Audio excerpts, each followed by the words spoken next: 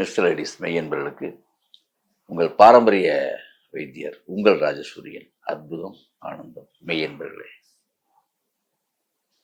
இப்போ கைகால், கால்களில் இருக்க விரல்கள், கைப்பகுதி, கையில் இருக்க விரல்கள், கையினுடைய தோள்பட்டை அங்கங்கே மரத்து போயிடுற மாதிரிலாம் நீங்கள் பார்ப்பீங்க. சுகை பிடிச்சிச்சு மரத்து போகுது, அடிக்கடி மரத்து போகுது. இது என்ன காரணம்? என்ன காரணம்? இது இரத்த ஓட்டம் சீராக இல்லை என்பதுதான் காரணம், வேற ஒண்ணும் இல்லை. தேவையான அளவு உங்களுக்கு ரத்தம் பற்றாக்குறையா இருக்கலாம், அவங்களுக்கு மரத்து போகும். தேவை இருந்தும் இரத்த அடைப்பு, ஒழுங்காக ரத்தம் போய் சேராம இருந்தாலும் மரத்து போகும். அதுதான், இது ரெண்டு விஷயம்தான், வேற எதுவுமே இல்லை. அப்ப சீரான இரத்த ஓட்டத்துக்கு என்ன செய்வது? சின்ன வெங்காயத்தை சாப்பாட்டில் அதிகமாக பயன்படுத்தி கொள்வது. சரி, பிறகு என்ன செய்வது? சீரக தண்ணியை தொடர்ந்து குடிப்பது.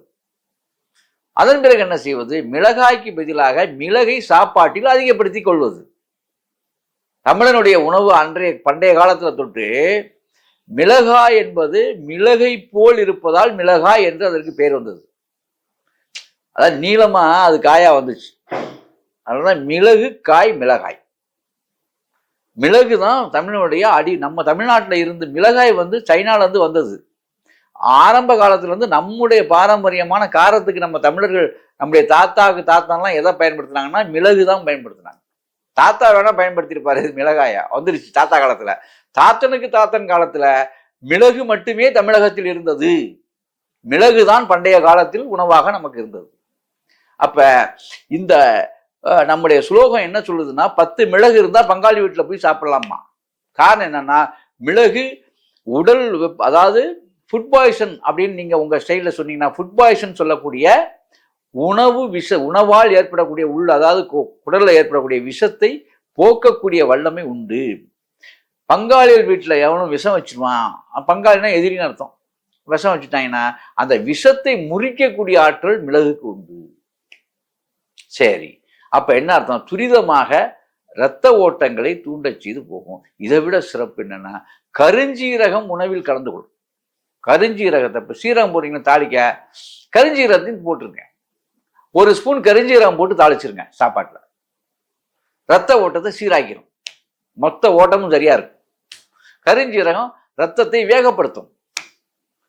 இரத்த கொதிப்பு நோய் உள்ளவர்களை தவிர மற்றவர்கள் எல்லாருக்கும் இது பொருந்து. நான் சொல்றது அவர்களுக்கு வைத்தியம் பார்த்து அப்புறம் சரி பண்ணிக்கிட்டு அப்புறம் அவங்களுக்கு சீரகம் மட்டும் ஓகே. கருஞ்சீரகம் என்பது சராசரியாளர் அனைவருக்குமே இது பொருத்தமானது. அப்ப இந்த இரத்த கொதிப்பு உள்ளவர்கள் மட்டுமே தான் இதை பயன்படுத்தக்கூடாது தவிர மற்றவர்கள் எல்லாருமே இதை பயன்படுத்தலாம். இன்னொரு விஷயம், கருஞ்சீரகம், சின்ன வெங்காயம் இதெல்லாம் ரத்தத்தை வேகமாக கடத்தி, அதாவது ஓட்டக்கூடியது. இன்னொரு விஷயம் நல்லா புரிஞ்சுங்க, 40 வயதை கடந்தவர்கள் 4 வெங்காயம் தினமும் சாப்பிடணும், 1 ஸ்பூன் கருஞ்சீரகம் உள்ள போயிடணும். 50 வயதை கடந்தவர்கள் 5 சின்ன வெங்காயம் சாப்பிடணும், 3/4 ஸ்பூன் கருஞ்சீரகம் உள்ள போயிடணும்.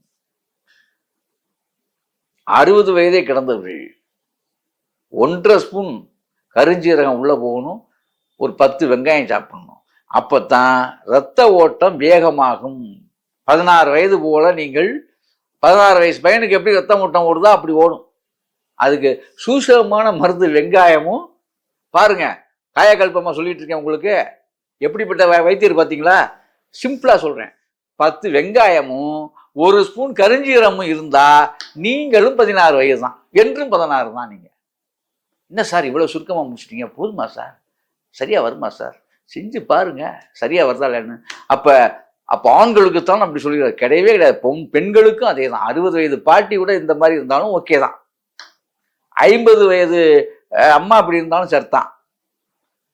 20 வயசுல ஐயா சுணங்கி போயிட்டேன் அப்படின்னு ஒரு பொண்ணு சொல்லுச்சுன்னா, இதே மாதிரி உணவுகளை மேற்கொண்ட ஆணுக்கும் பெண்ணுக்கும் தான் சொல்றேன். கருஞ்சீரகமும் சின்ன வெங்காயம் நீங்க எடுத்துக்கிட்டாலே சாப்பாட்டுல பெண்களும் சிறப்படைவீர்கள். உங்கள் கண்கள் பொலிவு பெறும்.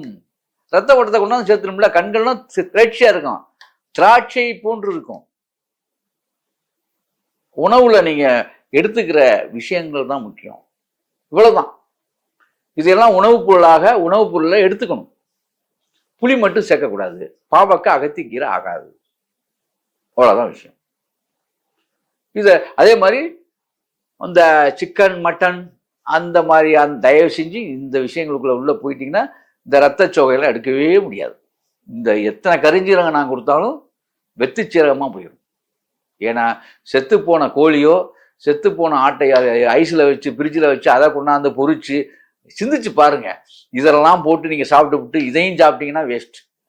இதெல்லாம் தவிர்த்துறணும். நீங்க எளிய அற்புதமான உணவுகளை உட்கொண்டு நான் சொல்வதை போல் ஒரு மண்டலம் 48 நாள் நான் சொன்ன மாதிரி சாப்பிட்டு பாருங்க, சுறுசுறுப்பா இருப்பீங்க.